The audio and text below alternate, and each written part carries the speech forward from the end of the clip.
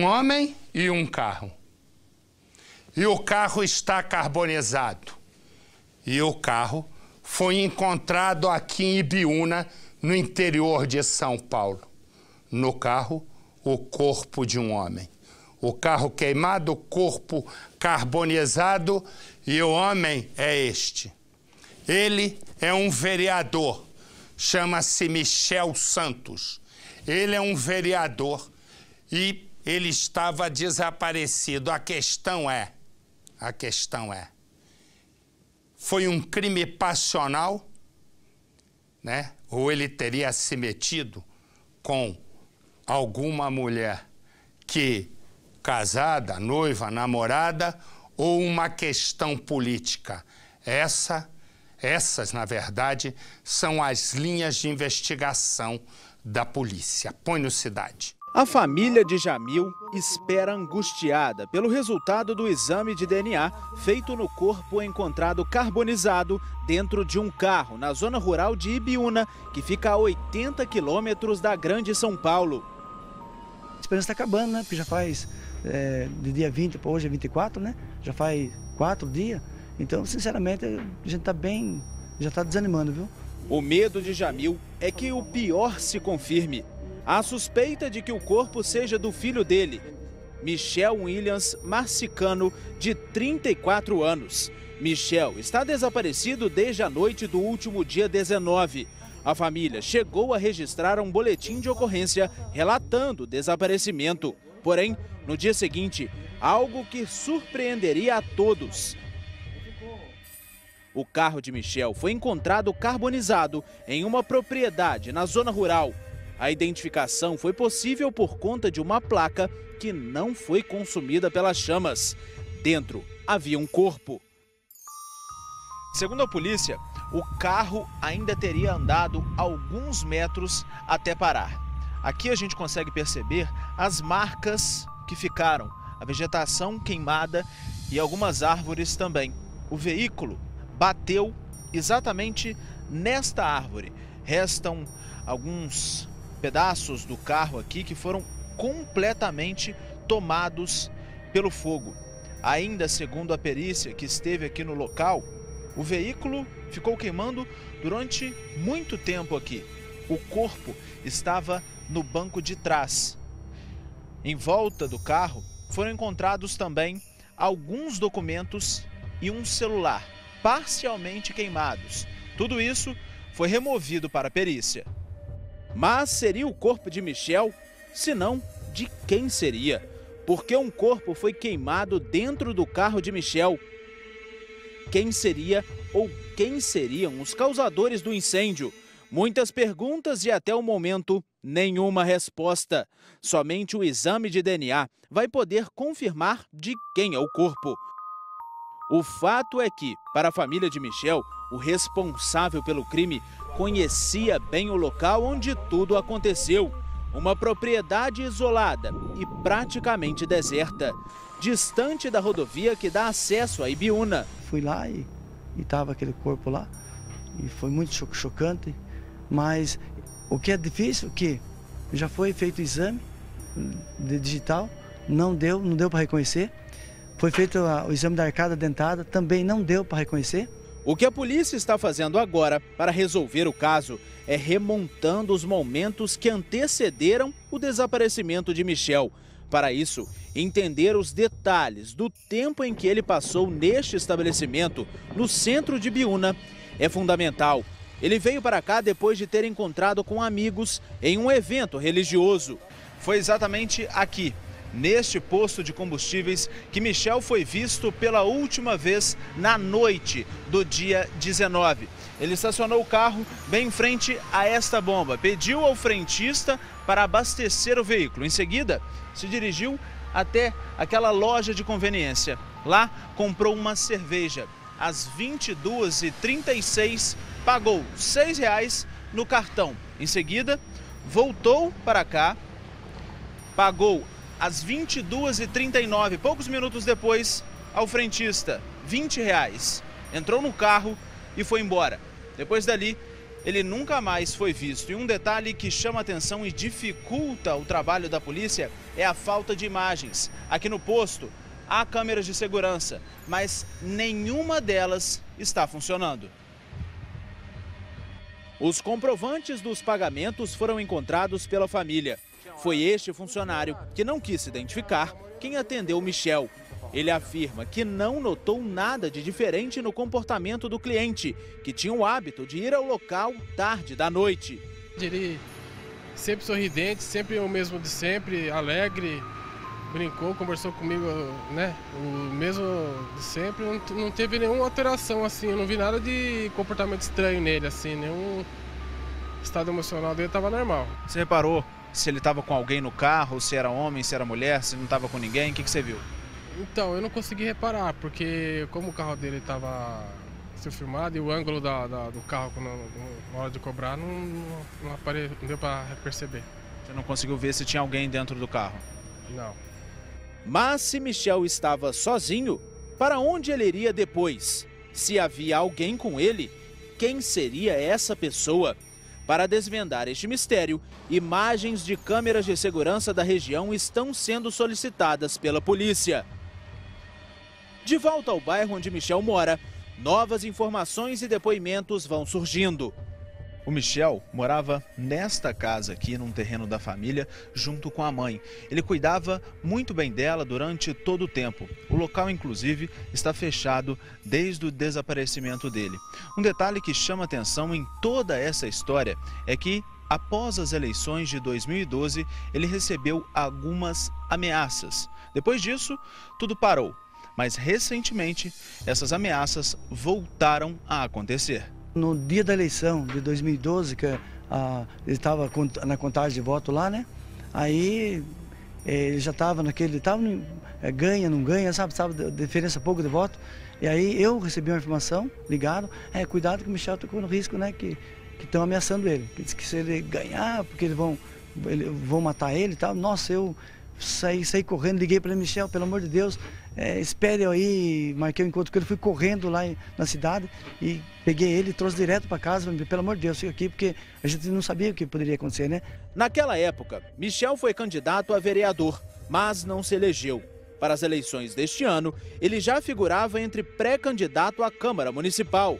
Cerca de um mês antes de desaparecer, o Michel estava aqui na rua, bem em frente à casa onde ele mora, conversando com alguns amigos. Foi então que ele encontrou esta senhora, uma amiga de longa data, e teve uma conversa com ela que chama muita atenção. Gostaria que a senhora me falasse o que o Michel falou exatamente com a senhora. Ele estava com medo, ele estava preocupado, né? O que ele disse? Ele falou que antes ele tinha um amigo bem chegado com ele. E esse amigo deixou de ser amigo dele, porque tinha ciúme dele. E ele arrumou outra amizade, outro amigo. Ainda falei, Michel, mas você não sabe quem é a pessoa, nem o nome da pessoa que está ameaçando você. Ele falou que não sabe, é uma pessoa que frequentava o evento junto com ele e que era muito próximo dele. Depois afastou dele. Muito abalada, a mulher preferiu não mostrar o rosto, mas garante que desde então Michel vivia com medo. Esta informação é confirmada por Josefina, amiga de Michel há muitos anos. Ela também foi procurada por ele para desabafar. Ele disse que precisava conversar comigo porque ele estava sendo, vamos dizer assim, perseguido, né? Alguma coisa do tipo. E aí eu falei, então, eu estou disposta, estou aqui, vamos conversar. Aí acabou ele na correria dele e aí eu na minha, acabamos não conversando mais nada. Mas esse reencontro não chegou a acontecer. Josefina conta que sente que algo de grave aconteceu ao amigo. Sempre presente, nunca deixou de dar notícias às pessoas próximas a ele. Muitas são as hipóteses para o desaparecimento de Michel. Crime passional e desavença política estão entre elas. O desejo de familiares e amigos é que, com o resultado do DNA, pelo menos uma das perguntas deste mistério seja respondida. E é na verdade isso. E é uma coisa, eu falei aqui ainda há pouco e vou repetir, né? Eu falei ainda há pouco que a gente viu até uma imagem ali da perícia, não sei o quê. Bom, sim, ele é um político. Aí aparece. Aí quando eu me lembrei aqui, estava conversando, relembrando ao Percival uma coisa que ele me perguntou. Eu me lembro naquele caso, lembra do menino Marcelinho Pesseguini, que teria matado, segundo o DHPP, teria matado vó, tia-avó, tinha matado pai, mãe, enfim, né? Eu me lembrei o quanto de peritos, né? A quantidade de peritos que lá estavam e a rapidez com que esse DHPP resolveu a questão que até hoje, né, eu não engulo muito bem a solução, mas dizem que é essa, né, que é acusar a criança. Eu até hoje não engulo aquela finalização do inquérito, mas, enfim, eles são técnicos.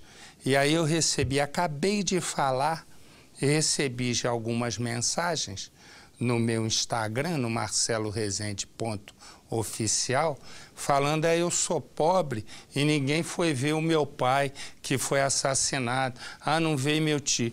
E uma coisa engraçada, quando nós começamos o programa hoje, nós mostramos uma imagem de uma senhora que caiu de uma laje, quebrou o braço e o tornozelo e não podia ser operado no hospital que pertence ao governo do estado de São Paulo. A Fabíola chegou lá com a câmera da Record, o hospital que não podia operar, imediatamente operou em 24 horas, já estava tudo resolvido. Precisa uma câmera da Record. Quando é um caso grande, né, como o caso do menino Marcelinho, o DHPP vai em peso. E eu vou dizer, não é culpa dos investigadores que são treinados, mas é culpa da administração desse DHPP.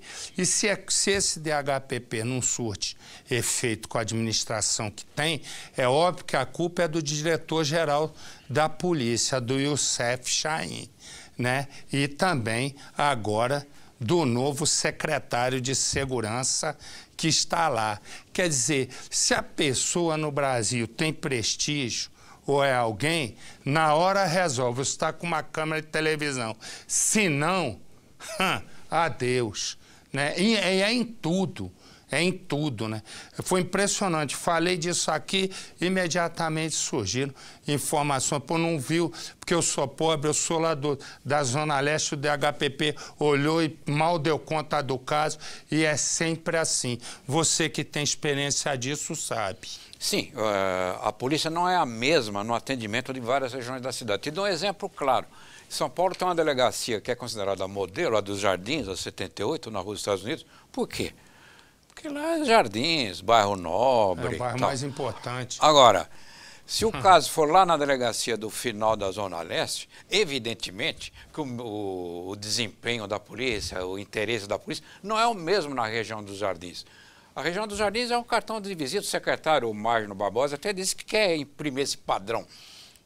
Até seria ótimo. Mas, ou seja, o mesmo empenho e dedicação para todo mundo. Eu recomendo o seguinte, ô Marcelo, vamos olhar no olho da vítima para ver como ela se sente. É lógico, não, mas não dá, temos que, se a vítima está morta, tem que olhar a perícia, não tem que olhar o olho de nada, tem que olhar o local e tem que ter investigação. E eu digo e repito, né? Vou repetir aqui e agora vai ser assim, né? Porque cada vez que alguém que tem menos possibilidade entrar no meu Instagram para reclamar, eu reclamo aqui. Porque não é possível esse DHPP, né, está sendo administrado dessa maneira. E eu vou dizer mais, o governador Geraldo Alckmin, governador do estado de São Paulo, tem responsabilidade sobre isso. Por que ele tem responsabilidade? Porque na hora que quiser voto, vai ter que ir na Zona Leste, né? Vai ter que se levantar e ver um monte de defunto que tem na Zona Leste, na Zona Sul, né? Na Zona Norte, para ver, né? Porque na Zona Oeste tem menos, para ver, né? E perguntar quando for pedir, perguntar, mas por que esse DHPP não investigou aqui? Porque o governador que tem que ter responsabilidade sobre isso, não é deixar porque eu quero, não é eu quero. Não é eu quero. Quem administra, quem é responsável pela administração, que nesse caso é o governador Geraldo Alckmin, não é o que ele quer. Ele tem que fazer o que atende à população. Se o negócio não está funcionando, é ele que, em última análise, tem que dar jeito no negócio. Me dá os presos, vai. Você vai vendo aí, ó. Você vai vendo, são 2 assaltantes e também assassinos. Exatamente. Um deles trocou tiro com policial civil. Põe no Cidade. Alexandro da Silva e Priscila Cardoso Costa foram presos depois de 3 meses de investigação. Eles participaram de um roubo a uma pizzaria no setor Novo Horizonte no mês de fevereiro. Na época, o outro comparsa deles, o Anderson Rodrigues Vieira, morreu. Ele foi baleado por um policial civil que estava no estabelecimento. A polícia gravou vídeos no dia das prisões. Na casa de Alexandro foram encontrados o revólver usado no assalto, maconha e 630 comprimidos de Rupinol. Essa substância é a mesma usada no golpe do Boa Noite Cinderela, aquele que um comprimido é colocado na bebida da vítima e ela só acorda depois de ter sido roubada. Alexandro justificou que esses comprimidos seriam revendidos para presidiários, que usam esses remédios para dormir. Só que essa explicação não convenceu a polícia. Isso porque, além de envolvimento em assaltos, ele tem passagem por homicídio. Já na casa de Priscila, os policiais acharam um carro roubado e que estava sendo negociado com a ajuda de outros 3 suspeitos: Jarli Soares Silveira, Fernando Gomes de Araújo e Pedro Henrique de Jesus. Com exceção de Jarli, todos tinham várias passagens pela polícia e, mesmo assim, os 3 homens já foram liberados numa audiência de custódia. Há suspeitas de que o grupo esteja envolvido em outros roubos. Todos os demais têm passagens criminais, inclusive o Alexandre, conhecido por Coco, tinha também um mandado de prisão preventiva em aberto por homicídio, e o Wanderson, que foi quem veio a óbito, também estava com mandado de prisão em aberto por roubo. A Priscila, até o momento que a gente teve registro, foi o roubo e a tentativa de latrocínio, apesar dos seus comparsas terem afirmado que não é a primeira vez que ela pratica roubo. Me dá a imagem. E esse que você vê ali, encostado na parede, para ter uma noção, ele escondia a droga até no telhado. É o traficante gatinho, esconde a droga no telhado. Põe no Cidade. O vídeo gravado pelos policiais mostra o exato momento em que parte da droga é encontrada escondida entre a laje e o telhado da casa. Aqui, ó.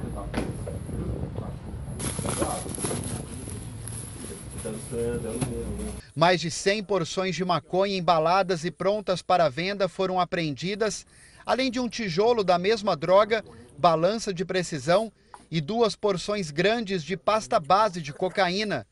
A droga era comercializada em uma praça a poucos quarteirões da casa do rapaz, no Jardim Ângela Rosa, zona leste da cidade. Maicon Daniel Lima Leal, de 22 anos, foi preso em flagrante. O rapaz passou a ser investigado há 20 dias, desde que policiais militares estiveram na casa dele e apreenderam algumas porções de drogas. Na época houve uma confusão entre a polícia militar e os familiares do jovem e o caso foi parar na delegacia, só que o rapaz não ficou preso. O inquérito policial foi instaurado e encaminhado para a DISE, a Delegacia de Investigação sobre Entorpecentes, que passou a monitorar passo a passo a vida do jovem e comprovou que ele realmente guardava drogas em casa. Na sala da casa, os policiais encontraram mais drogas espalhadas em uma mesa. São várias porções de cocaína, maconha e dinheiro. O jovem, que está desempregado, preferiu ganhar o dinheiro fácil e seguiu os passos do irmão mais novo, que já esteve na Fundação Casa pelo crime de tráfico. O rapaz acabou preso em flagrante e levado para o centro de detenção provisória. E esse que você está vendo aí, ele invadiu a casa de uma aposentada. Ele invadiu a casa com essa picareta aí. A cara. Aí, ó, vai vendo. Ele tá risonho. Ela gritou e ele fugiu. Aí ele foi perseguido pela polícia e preso. Mas a questão é o seguinte, No meio do caminho, na perseguição, ele perdeu 2 dentes, porque ele foi tentar comer o dinheiro e ele engoliu o dinheiro. Acho que levaram tudo junto. Ele engoliu o dinheiro do roubo. Aí os caras estão em dúvida se levavam ele, ficaram em dúvida, né? Pro hospital ou não. Ah, cara, tá sossegado o ladrão, hein? Põe no Cidade. A aposentada chegou na delegacia bastante nervosa. Ela lembra os momentos de terror que passou logo cedo, dentro de casa, em Vila Velha. E aquela figura me apareceu me apontando uma picareta e dizendo, passa tudo que eu vou te matar. E foi entrando, se aproximando da mesa, eu de um lado da mesa, ele do outro, me ameaçando com a picareta. Quem invadiu a casa da aposentada foi Fabrício Batista de Jesus, de 37 anos. Ele usou esta picareta para render a vítima, que chegou a pensar no pior. Com certeza ele ia me matar se eu não gritasse. Com toda certeza. Tudo aconteceu no bairro Coqueiral de Itaparica, aqui em Vila Velha, por volta de 9 horas da manhã. De acordo com os vizinhos da aposentada, Fabrício foi visto andando pela rua desde cedo e um morador chegou a dar café da manhã para ele. De acordo com a polícia militar, o suspeito correu por 2 quarteirões até ser detido. Ele foi encontrado dentro de uma loja de material de construção e quando viu que ia ser preso, acabou engolindo os R$200 que havia roubado. Uma viatura entrou na minha rua, que foi a salvação. Essa viatura entrou e foi até atrás desse rapaz e conseguiu pegar as minhas coisas. Ele foi preso e levado para a delegacia do município. A aposentada afirma que não sabe como vai continuar morando na casa onde reside atualmente. Eu moro ali há tantos anos e nunca aconteceu isso, meu Deus. Como é que eu vou fazer para continuar vivendo ali, dormir? Eu não estou conseguindo imaginar nem quando chegar a noite, como que eu vou conseguir dormir? Mas se essa senhora está em dúvida se vai continuar na casa, não vai continuar na casa, aqui é diferente.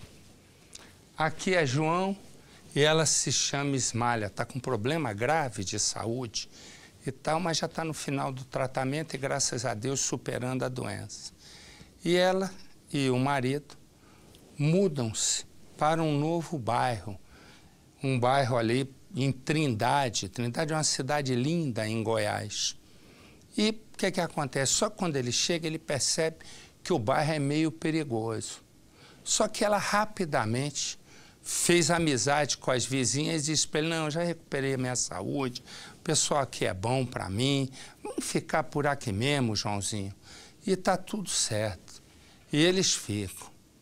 Naquele dia, João chega em casa e a mulher não está esperando para o jantar. Mas uma notícia o está esperando e é a pior que ele vai ter na vida. Põe no Cidade. O crime chocou a cidade de Trindade. Dona Ismália, de 62 anos, lutava contra um câncer de mama. Ela já tinha feito 7 sessões de quimioterapia e iria fazer a última ainda neste mês.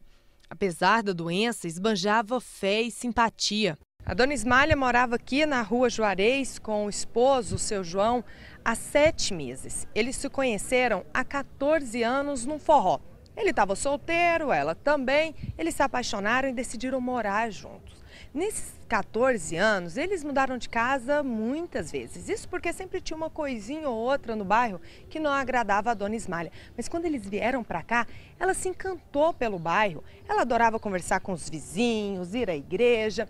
E o seu João já dizia há alguns dias que o bairro era perigoso, né, seu João? Certo, sempre ela gostando daqui, eu falei, pô, mas o problema daqui é que esse setor, o povo fala que é perigoso demais.